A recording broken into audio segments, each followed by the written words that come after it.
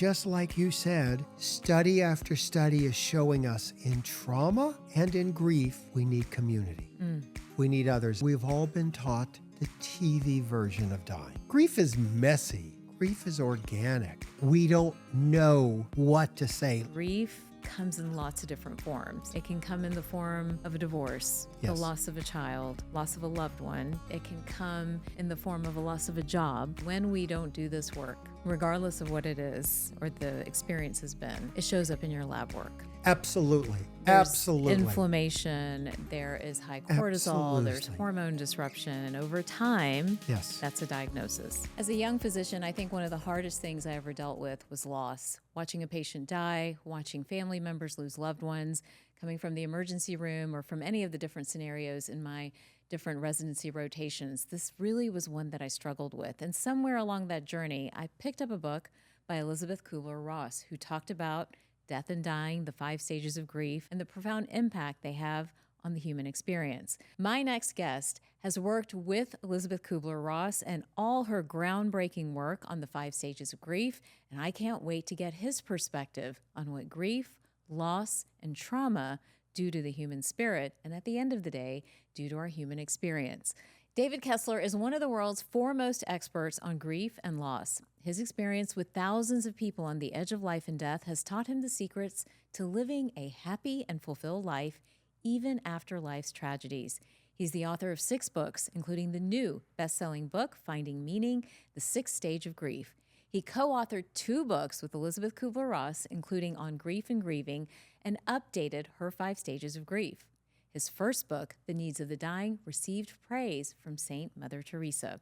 David's volunteer work includes being an LAPD Specialist Reserve for traumatic events, as well as having served on Red Cross's disaster services team. He has been trained for bioterrorist events, as well as epidemics and pandemics. He's the founder of grief.com, which has over 5 million visits yearly from 167 countries. Please join me in welcoming David Kessler to Whole Plus. All right, David, welcome to the show. So glad to be here with you. This is a full circle moment for me. When I was in med school and residency, I stumbled upon Elizabeth Kubler-Ross's work on death and dying. I was really touched and impacted by some of my first experience with losing a patient. And I found you that way too. So to have you here on the show is such an honor and such a privilege, and I couldn't be more excited. So welcome. Well, thank you so much. And I'm so curious. I think about her in the 60s, Right. being a female physician, and back then trying to be out of the box. I mean, I remember, hearing the stories of how she would have the audacity to bring patients to the physician education. And it was like, no, we learn from each other. We don't have patients We don't tell learn from us. our patient. Yeah, it was like, wait, no, we have patient education classes. Why would we want to learn from patients? Always takes a woman. And there's probably some truth to that. And it was this idea of we have to learn from people who are dying and people who are in grief. There are teachers. Well, one of the reasons I really wanted you on the show, we spend a lot of time on the show talking about the spirit, the human spirit and the human experience, and how that plays just as an important role into our health and our vitality, our medicine, our data, and all those things. And I feel like that gets really lost, right? It gets really lost in a conversation around how somebody's doing. And I think grief in Chinese medicine, as you probably already know, grief lives in the lungs, right? And it's very much associated with the lung meridian. And Chinese medicine, Ayurvedic medicine would spend a lot of time working with people who are in a grief state to help them release grief. I am so curious on how you entered this space. This is your space. You have worked for so long on grief and really creating a methodology for those of us dealing with people who are losing loved ones, whether it's in the patient room or whether it's in our families. How did you enter this to begin with? I had a childhood that was full of trauma and loss, from everything, losing our home when I was 9. My father was an addict. My mother, My father had an addiction. My mother today probably could be considered bipolar. And it was chaotic and unstable. And then I was sexually abused. I mean, so many losses. And then when I was 13, my mother was very ill, had to go to a hospital hours away for this new procedure that was only in a few hospitals called dialysis. It was new. It was new. Wow. And the early ethics committee would decide who would get it. And she was able to get one treatment, which we know now would that I think they just, in whatever their eyes at that time, was too far gone, which doesn't make any medical sense, but it is what it is. And that was that reality. And it was also a time in medicine where the ICU, you could visit 5 minutes every 2 hours because families were seen as an interruption of the healing process. And I was 13. The rule is you had to be 14. So you couldn't see your I mom. couldn't see my mom. There were a few nurses who snuck me in, but most of them were, rule-abiding nurses. And we were at a hotel across the street. And all of a sudden, one day in the lobby of that hotel, I spent all my time in the lobbies, the hospital lobby, the hotel lobby. Someone started yelling fire. We all ran out. Up on the 18th floor, flames started pouring out of the hotel building. Fire trucks pulled up. I mean, it was kind of exciting for me. I was bored, Right. And fire trucks pull up and shooting begins. What? And they realize this is not just a fire. They had an active shooter. What year is this?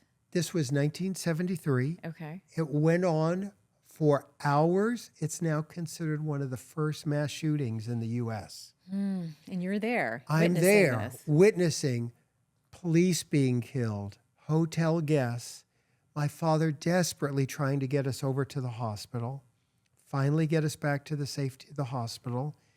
In a couple of days, my mother dies. No support.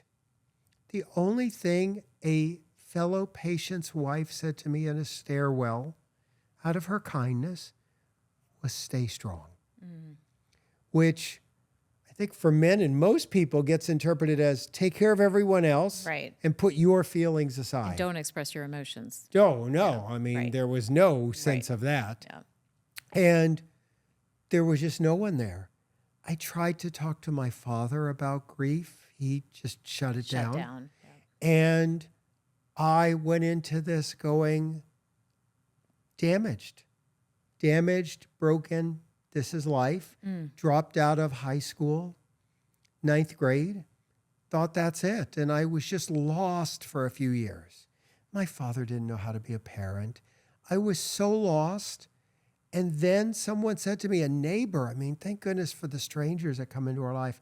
A neighbor said to me, you can go do this GED thing where you go challenge to get your high school diploma because you're smart. And I'm like, really? It's not over? I thought I screwed up the school thing. Right. Challenged it, then challenged my high school diploma and actually got it, went to community college. And they said there's 2 easy classes. Human sexuality, but it's full. And death and dying, but people don't often want to take that. Right. I said, I'll take that. And I get in there and I learn about this woman, Elizabeth Kubler-Ross. For those of you, so some people watching and listening may not even know who she is, which is hard to believe, right? But she was, I would call her a pioneer when it comes to, We have hospice in this country because of her and really pushing it forward and helping to get it paid by Medicare. We're working with so many other people back then. Here's what was fascinating about her. She didn't invent something. She observed something in nature. She said, I've been watching people who are dying, and it seems like they have these experiences. No different than going, I've been watching the sun. It seems to come up in the east and set in the west. And she saw people were going through these experiences of, I can't believe this is happening. Denial. I'm angry this is happening. Anger. Deal making. If I volunteer more, if I do this, if I give to charity, might I get more time? And the people in grief are also doing that around them. Right. And then back in her day, it was sadness and depression were considered the same. People are sad. And then we have to, at some point, begin to dance with acceptance. And these are the 5 stages of grief. Denial, as we know anger, them today. bargaining, depression, and acceptance. And she would have told you back then, and I still say it, we wrote a book adapting her stages of dying for stages of grief. One of the criticisms you'll hear is, well, they weren't adapted for grief. And I'm like, no, whole book. And on page 1, we made sure we said, they're not linear. There's no one right way to do grief. It's not a destination, right? It's not a destination. It's not, as the media has tried to turn it into 5 easy steps for healing your grief. Right. It's not that. Right. Grief is messy. Grief is organic. You know, grief turns our world upside down. What does grief do to us? Beyond what we experience, what is it doing to us? I think it changes us. It changes our brain. It changes our body. You know, I think we forget it's one of the hugest things we will go through in this lifetime. And there's no information on how to do it. We don't teach it. We teach our children everything except loss. And what's also amazing about her stages to these days, and Elizabeth is the first person to say, oh my gosh, when people would go, like I would be with her, and a clinician would come in and say, I've got a case. And they would tell us the case, and we're like 20 minutes in going, all right, we can't wait for the question. Right. And then they would say, okay, Elizabeth, what stage are they in? And Elizabeth would go, forget the stages, meet them where they are. Yeah. You know, and it's about not, I think about her, and it was really hard in her lifetime. Imagine, I think 26 books, thousands of lectures, and people wanted to reduce her to 5 words. Stages. What would she say if she was here today? She would be so thrilled we're talking more about grief, and she would be disappointed that we're not further along. You know, grief, I've sat with so many patients, family members, watched my husband struggle with the loss of his mother. It looks really different on different people. Yes. If you're sitting on the outside of someone who's experiencing grief, what can you do? How do you reach them? I think the biggest thing to learn and to understand, and this is something in our program is when we teach therapists and coaches and healthcare professionals, there is no fixing.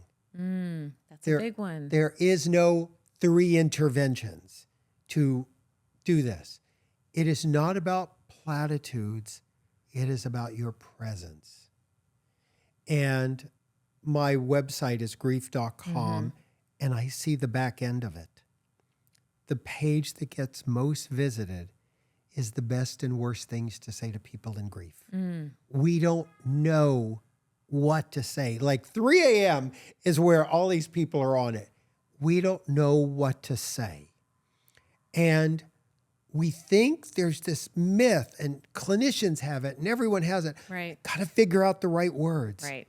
And we don't understand it's about going, I don't have the right words. I don't even know what to say. And I love you and I'm here with you. Yeah. And I'm going to be next to you on this path. I can't go on the path with you, but I'm right here next to you. Well, you've spent a lot of time developing tools for the clinician, for the human who's going through this process. Let's go back to how this evolved in terms of your relationship with Elizabeth, what you guys were able to create together. And I believe even Mother Teresa recognized you at some point. So my gosh, fill let me in tell the you, story a little bit for us. I have a career because of these 2 women. I mean, there's a lot of people, I'm sure you know them, plenty of people send us books they've written wonderful books and they can't sort of get them on the map, and there's no way to create Right. lightning on purpose. Right. And here were these two women, Elizabeth Kubler-Ross and Mother Teresa, who really helped put me on the map. So I had gone to Calcutta to go to her home for Which the is dying. where my mom grew up. We were just sharing that with you. Yeah. And I think she was in an area there with Mother Teresa at She a certain was. point. She went to, in India at the time, the British convent schools were where the equivalent of our private schools today. And the convent that she was at in Calcutta is actually where Mother Teresa was in residence. So she got to witness Mother Teresa ministering, to all types of people, and definitely got to meet her and all that other stuff, which is a little surreal to me, right? But she took us back to that convent and kind of showed us like where all of that took place. But you had a much deeper relationship with her. I was at her home, and you could no longer see her because she was ill. I would see her in Mass. I went to Mass, and in her home, it was 40 people who were dying. I saw people neatly in a room dying. Wow. I wasn't used to 40 people dying at once. And I'll tell you, I said to the sister there, I said, what are people, because I was there getting ready to help. I said, what are people dying of? And she goes, we don't know. We don't care. We don't have time to ask. Are you here to help or not? I'm like, I'm here to help. Okay. And there was, I got to tell you, there was nothing I could do. There wasn't even a language between us.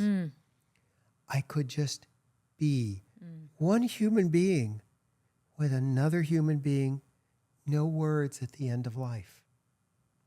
Just your presence. I mean, So what did you? So taught you're me just everything. there. You're there. Yeah. I mean, the most you could do is if someone needed a shower. Like there were no Hoyer lifts or anything. Literally, I would pick them up. You would go in the shower with them. They had a shower. You had a shower.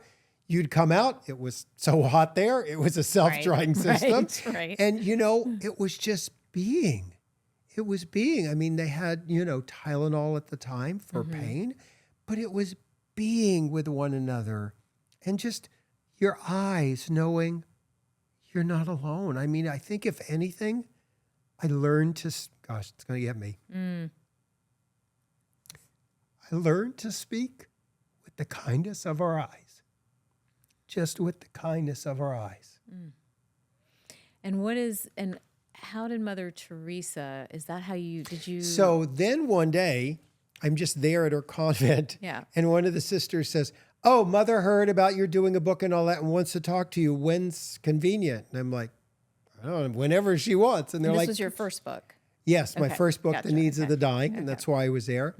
And so they brought me to her, and I mean, like this tall. Yeah. This She's tall. not tall. Not tall. This at all, tall. Yeah. And we sat down and we talked, and I said, we have so many resources in my country for the dying. You have so few here. How do you do it? And she looked at me almost like silly boy. And she said, because I was 30 at the time, she goes, the dying need tender, loving care. Nothing else. The dying need tender. And how much technology do we throw at the dying? Right. And miss the tender, loving care, even with those in grief. And so anyway, from there, I had that incredible experience of spending time with her. And then when the book was coming out, the publisher and my agent said, let's send it to her.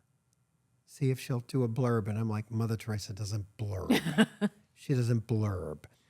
And so I reluctantly did that. I had seen her on TV saying she loves reading new books. So I sent her the book, a thank you note, Right. and a picture to remind, her of who I was. And I was done. And of course, I was never going to hear from them. Right. And then one day the sister calls up and says, Mother would like to say something about your book. Wow. And I'm like, what? And so and she doesn't blurb, she praises. And I am in gratitude to this day. What did she say? She just talked about like that this is really information that will help people, and how tender it was, and that, the knowledge would help. And it was so sweet. And it What was did- really about, What did that first book do? What did it do? What were you trying to say? I was trying to teach people about end of life, everything I wish had been done in my childhood. And it was 1/3 medical, 1/3 psychological, 1/3 spiritual. I wanted it to sort of blend Science those and together. spirit. Science and spirit. I love it. And just about, everything from dealing with advanced directives to visiting, to being present, to talking with the dying, to learning. And I'll tell you, Kubler-Ross was funny. When I first met her, she was like, I'm retired, I'm done. She had her stroke. And I said, I need nothing, and we became good friends.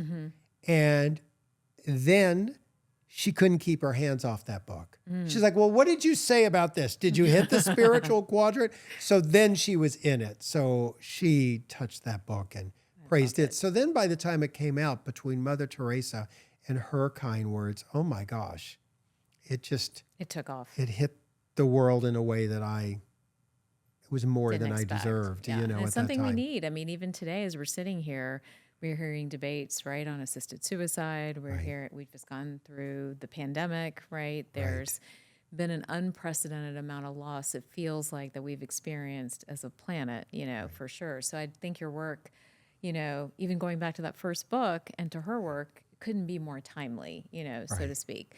But if I had to pin you down and ask you, what is the science of dying? What are like some of the things that are universal that you've noticed over and over again? And then I'm going to do the same thing and pin you down and ask about that spiritual quadrant and what is it that we need to understand about the human spirit. But let's start with the science. Yeah, the first thing I'd want to say is that we live in a world where we've all been taught the TV version of dying. And people all the time, as I work with them in grief, saying, you don't know what a horrible death. It was horrible. No human being should have to go through it. And I'll go, tell me what happened. And I think I'm going to hear something out of the ordinary. And I'm like, oh no, that's a normal breathing pattern. Oh yeah, that happens. But we expect the people to die by going, thank you for being here. I love you. TV. And instead, the body winds down. It's like a factory slowly closing areas down.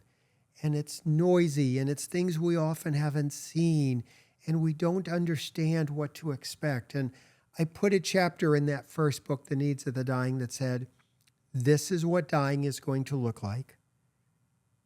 And the publisher even wanted me to say, skip it if you must, but I think it's important And people tell me now when they realize, oh, those are the breathing patterns. Oh, that's Cheyne-Stokes breathing. I mean, all these things that we just don't know to expect. People who have had animals have sort of seen it, and they don't realize we're going to die that same way. And here's the thing. The other person that was a dear friend of mine was Louise Hay. Yes. And Louise said once, if you're dying, you want David Kessler around. And once again, I was probably in my 30s, and I was hurt by the comment. Why? And I was like, because I wanted to be the guy that someone said, if you're having a party, you know who you got to have? You want to have David Kessler there. That's the guy. I mean, he's like, no one's more fun than David. That's who I wanted to be. Right. But after I got past the ego part of that comment, I thought, what is it? Because it's not the first time I heard it. And here's what it is. When I walk into a room and someone's dying, I'm one of the few people that walks in like nothing's going wrong. That like, this is the winding down of a body. And it's normal. And it's natural. normal. And it's natural. And here's the thing, people go, but you don't understand how I looked at all that. And I'll say to them, the body has to become uninhabitable, or we would never leave. If I could stay young and great and fine and healthy, well, I wouldn't ever die. Yeah. The body, our spirit has to go, yes, we're done. We're done here. So what's happening to the spirit? Not of the person in the situation, and then even to the people around them. Well, first of all, I love that idea of the spirit and the body, because people will say to me, oh, you don't understand. They were disfigured. There's cancer. Da, da, da. I don't know. I can't look at them. I'll go look into their eyes. The eyes never change. No matter how disfigured the body's getting, our eyes just, you see right into our soul. Window of the soul. Window of the soul. And so I talk about seeing the eyes. And then it's also fascinating how they intersect when people are dying. And it was in the movie Moonstruck. They did it beautifully.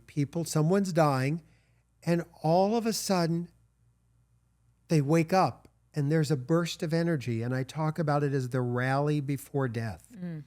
And we often have this one last look by the Spirit of coming forth and being present.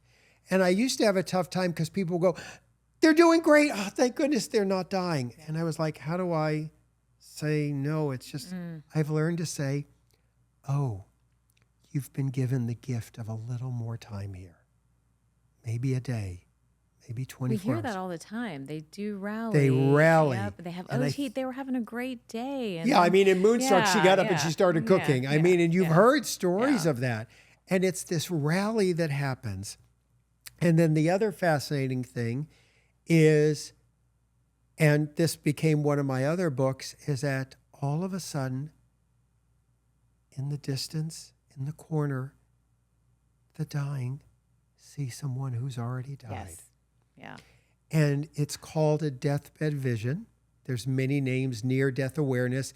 This is different than when we talk about near-death experiences.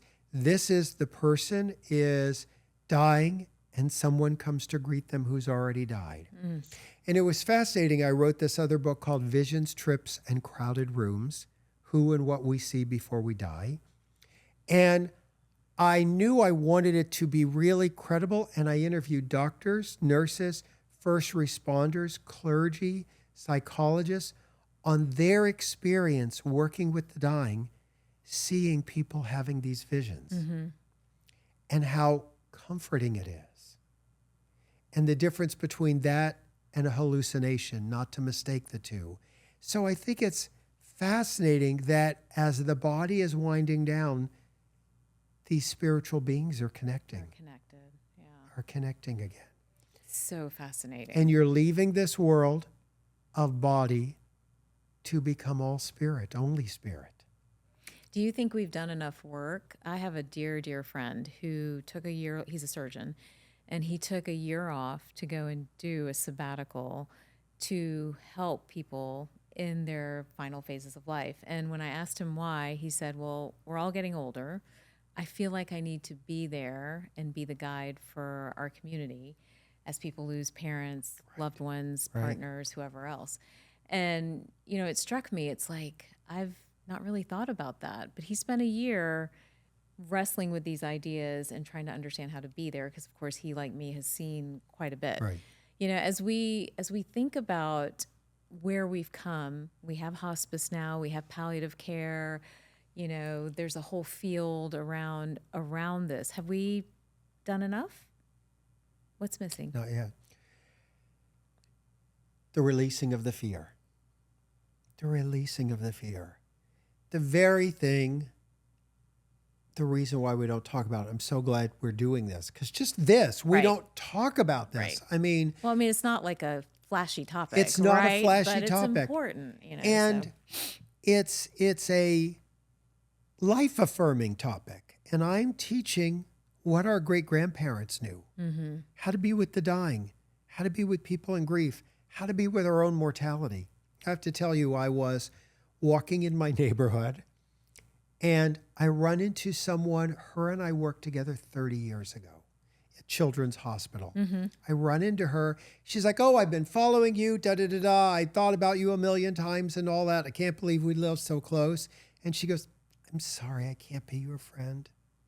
And I went, okay, Why? just curious, why? And she goes, it would just be too depressing. And I think that's the myth, that looking at these topics, I just happened to embody that for her, looking at these topics. First of all, I said to her, I'm actually not walking around talking death and Right, dying in my right, personal life right. every moment, death and grief. But we don't look at this. And I'll tell you something else that really showed me. I used to do before the pandemic, I was one of those guys, 30 lectures, 3 countries, all Right, that. right. And I would be going to hotel after hotel in the meeting room. We'd have 200 or 300 people. Next door would be the realtors. Down the hall would be the nursing, the Kiwanis Club, the Rotary Club. Right. At the end of the day, and it happened so many times, the staff would go, as they cleaned up, hey, what were you teaching? And I'd go, why? And they would go, your group was laughing the most. And I would go, grief. And they'd go, what kind Is of that grief? funny? And I would say, that kind of grief. Here's what people don't know.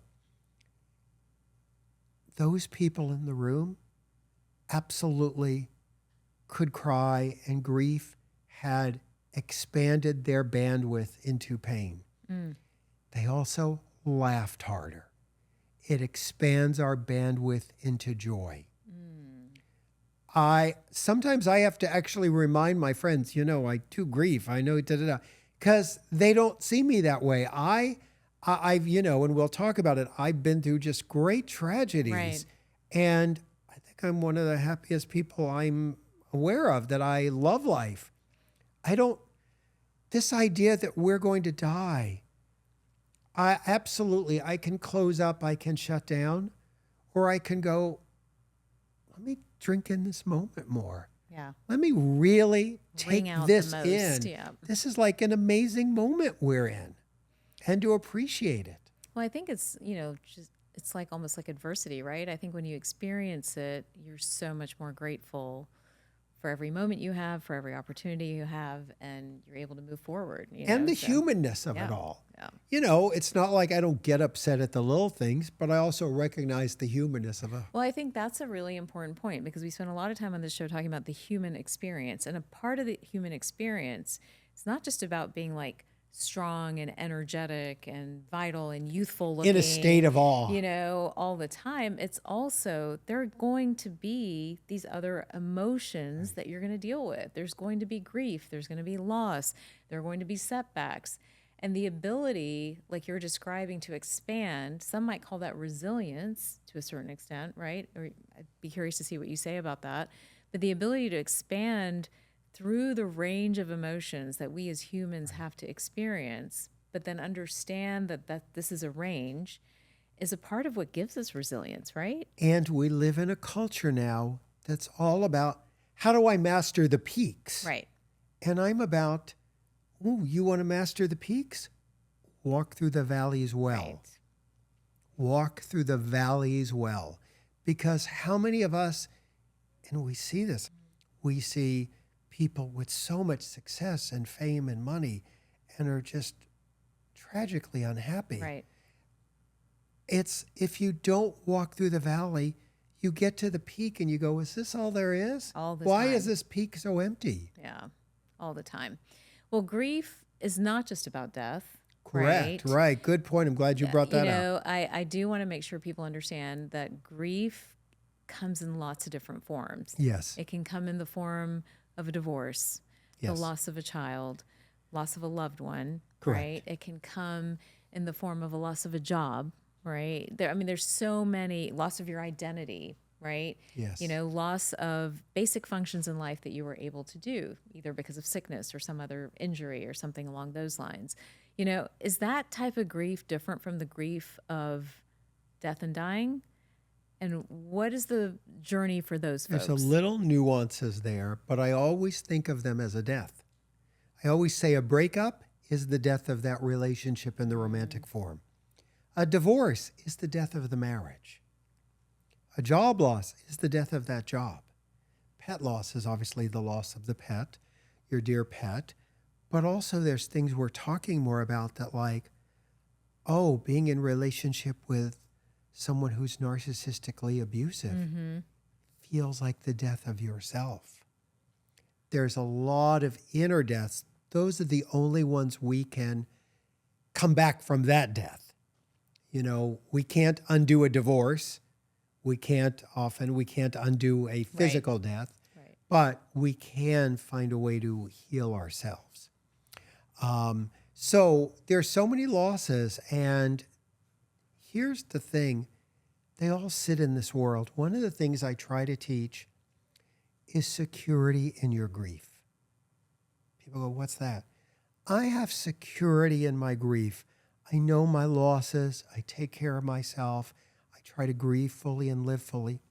Someone comes up and tells me they're grieving over they didn't get the school they wanted. I sit with them and see their sadness. It's not a comment on my grief. Someone else, breaks up with a relationship of 3 months. I don't go, that's not real grief. Right. People always want to know from me, what's the worst grief? Is it a child dying? Is it a divorce from your soulmate? The worst grief is always yours. Your experience. Your experience. Yeah. None of us can know each other's grief. And comparison is of our mind. We don't have a broken mind. We have a broken heart. Most of us, or what I've experienced, most of us experience grief right here. Yes. Right in the chest. Has that been your experience as well? As people say, I feel like I can't breathe. I feel like something's sitting on my chest. These are some of the things I hear over and over again. I think it's probably the most common, but I experience grief in my lower back. I know people experience it in their throat, headaches. There's broken heart syndrome that we see as a real illness now. It's real. Very real. Yep. Takotsubo cardiomyopathy. Yep. And we think probably maybe over 90% of us get broken heart syndrome, actual physical changes in our heart, and there's a tiny, tiny percentage that do die from it. And that's why we always say, obviously, when anyone says chest pain, I'm like, get it checked, and then we'll talk. Right. Make sure your doctor knows about broken heart syndrome. So it's fascinating that, and I work closely with Paul Deniston, who does grief yoga, and he always really helps people feel where it is in their body. Where does your grief reside? And just like you said, a lot of times it's right here. And the energy world, like the people that do energy healing, I mean, I've always been fascinated by the work that they do. They talk about grief living right in here. Yes. And they talk about the movement of it. Can we move it? They don't talk about it going away. They're not like, okay, let's go put it on a shelf, you're done.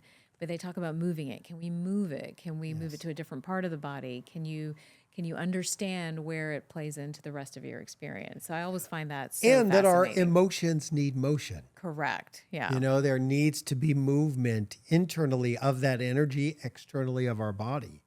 Well, you have, again, published many books since, even those first two. This is your sixth book now, right? 6 and 7. 6 and 7. All right. You're on a roll here.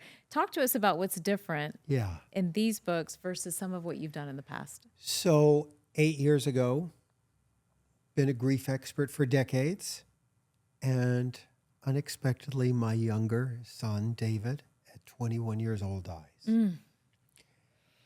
Devastating. I, felt like my world ended, and I canceled everything and sat with that, and, it was just so brutal. And probably a few months in, I was home and I picked up these chapter that I had written on meaning. And I lifted up, I went, meaning, like that's going to help. And I threw it back down. And about a couple of weeks later, I read it. And it didn't take away the pain, but it gave me some comfort. And I got so curious, and I went back and I read Viktor Frankl's work and Man's Search for Meaning, and how does all this sit within us? And the one thing that personally, there was the grief expert in me. And here's the worst part is, besides my son dying being the worst part, is I had to take my own medicine. I used to hand out, go to a counselor, Right. go to a grief group like candy. I had to go to a counselor, a grief counselor, and I had to go to a grief group. It took me 3 times to just walk into the group. Oh my goodness. I put a cap on, I took my glasses off and my contacts out and put glasses on. And I had to sit in a grief group with my books 5 feet away on a table there on display. And I couldn't say anyone, that's me. I had to be the father.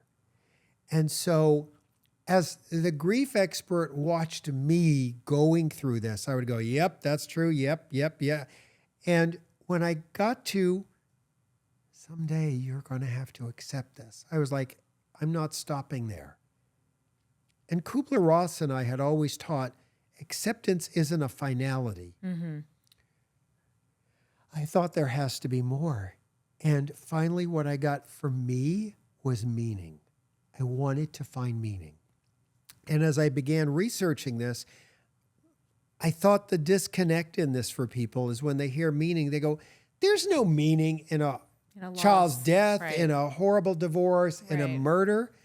And I realized, oh, meaning isn't in the horrible event. Meaning is what we do after. Meaning isn't the post-traumatic stress. Meaning is the post-traumatic growth. Mm. And so that became Finding Meaning. And I was so honored. The publisher had said, it's almost like you're adding a stage. And they asked, and we asked the Kubler-Ross family and her foundation, and they so graciously said yes, that I could add a 6th stage Oh, amazing. to her iconic stages. So So that's Finding Finding Meaning. Meaning, the 6th stage of grief. And it was also a chance to write again, hey, everyone, they're not linear. Stop that. Right. So I got to say Remind that, everyone. don't misuse them and misinterpret them. But it was a way to really help people and for my own healing. And that we have this choice, and the choice for me, I got to tell you, in those early days, a dear friend, Diane Gray, who's was head of the Kubler-Ross Foundation at the time, she said, you're going down. You're going to be down for a long time. She said, at some point, you're going to hit bottom and you're going to have a choice. Do you stay there or do you live again? Mm. And I have to tell you, after that, she had planted just a seed. And that little neighborhood that I told you I lived in, this cute little neighborhood, I could see into the future. And I could see a day in 20 years, the kids in the neighborhood riding their bike, and they stop at this house with cobwebs. And the new kid says to them, is that a haunted house? And they go, ooh. It's a grief expert who helped everyone, but then his son died and he's never come out again. Mm. I could see becoming that person. And I realized, oh, that's this end of the spectrum.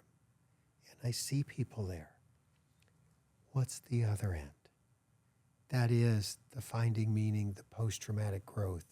And I know my meaning is my son loved my work. He would never have wanted his death to constrict it. Mm. So I decided that in honor of him, my meaning would be to expand my work and go deeper, which was this. Amazing. So post-traumatic growth is on the other side. How do we not just go through this, but grow through this? Grow through it. I love that. Yeah. And then you have a workbook to go with it. Everyone was like, what's grief work and how Right. do we implement Right, this? yeah. And, clinicians were wanting I know how to get through the 3rd session, Right. but where do we go after I was that? about to ask you, what do we as doctors do? Exactly. Yeah, where do we go after that? And this really is a manual, the workbook. I designed it that it's like I'm sitting at your kitchen table and we're just doing it together. And I tell people, oh my gosh, my co-authors have been Kubler-Ross and Louise Hay. And this book, my co-author is the person doing it with me. Amazing. At the kitchen table. And I did it lightly. Some checklists, like do a little checklist inventory on disloyalty.